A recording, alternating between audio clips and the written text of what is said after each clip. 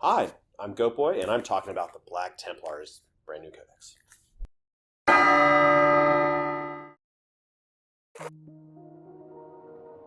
They are kind of like the anti-witch heresy craft of the Emperor. They really are devout, they really don't like psychers, and they really don't like chaos. So if you want to play angry, black, armored Marines, this is the army you want to play.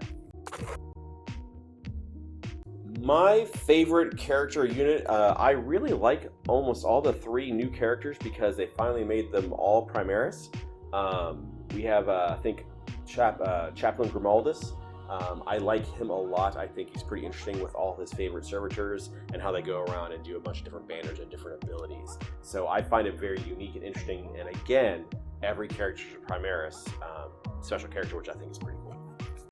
High Marshal Helbrick is I have a soft spot for him because a friend of mine really liked Black Templars, so he had a custom one made, and this one is pretty awesome.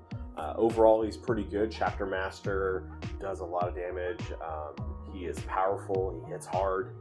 He has a good shooting option as well as good assault option. So he kind of fits all those places of being a good anchor character to build around, as he helps everyone else out around him, and he's a problem to deal with when you get close and he punches stuff.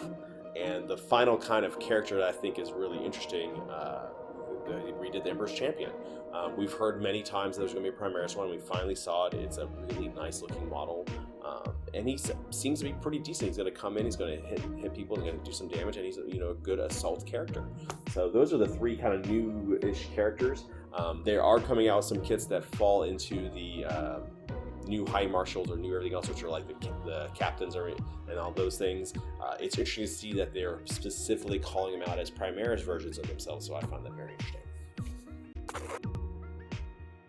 So match play, I don't expect it to be wrecking AdMech, but that's something that we'll probably see changes come to. I think where it's going to shine is in the Thousand Suns Grey Knight department. They're super anti-psyker in a lot of options, and they're anti-psyker in the most frustrating way for the psyker armies is that they give minuses to your psychic test, which means you can't do what you normally do.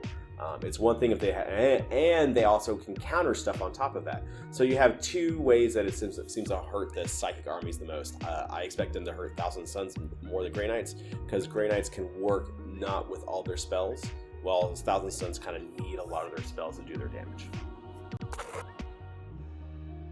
So they have the option for a 20-man Primaris unit, which is we haven't ever seen, which gives us a big unit with 40 wounds, pretty tough. You can bounce a lot of things off them. So you look at any stratagem that affects specifically Primaris will be very powerful for them.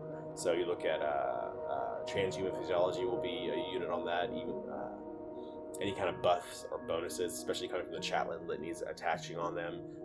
There's a couple of different ones through here. I end up liking the Vow that gives a 5 vulnerable save, since you can have a lot of options for Feel No Pain. The 5 vulnerable save on top of it means that you have a very kind of tough unit to get rid of with like special weaponry. So I think it's pretty neat. It's pretty cool. So those are the kind of combos I see. Board control mixed with a lot of powerful smashy characters.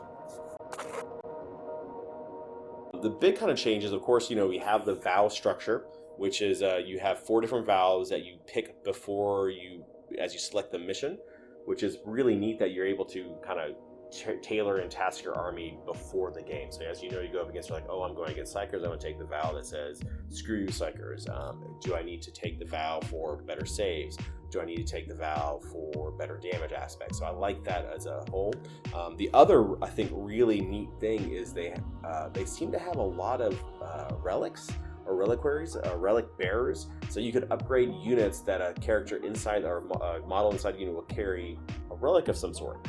They're all pretty interesting, pretty good. I prefer the ones that give bonuses to the whole unit, but you can make little smashy characters like your sword brother or something else inside these units, which seems like a lot of fun. They have a really cool Relic Power Fist, which is a flat 3 damage. I have no minds as a punch you in the face option. The more exciting thing I see from this book and everything else is that they really went heavy into the design work on the plastic models. They look really nice. They're really well done. There's a lot of flavor. I like that they're characterful without being ridiculous with trinkets and things on there. Everything kind of makes sense. I wish we had seen some Sword Brethren be a lot more akin to the Blakegar veterans, or some options on that. I know why they didn't, because you don't want to have a whole lot of 10-man Storm Shield nonsense running around. But overall, it's like, it feels like a flavor farm. It feels like you will have a good time playing this. It might not be the best thing in all the books, but Marines are in a kind of a weird section right now. But these guys are neat. Plus, it's black armor, and if you don't know how to paint black armor, there's a lot of videos that tell you how to paint black armor. It's definitely one of the easier, faster ones. You're not having to do any kind of psychic spells or anything else. And if you look at this like fat, big old chest guy, we call him the Vest. He has a model which is insanely amazing, because it's just a weird piece of artwork that you're not used to seeing. And they actually made a model for it that fits. Hey, thanks for watching. If you want to see the minis, click up here. You want to see some more other content, Warhammer content, click down here. Over here, over here, over here. Oh, there. And you guys have a wonderful day.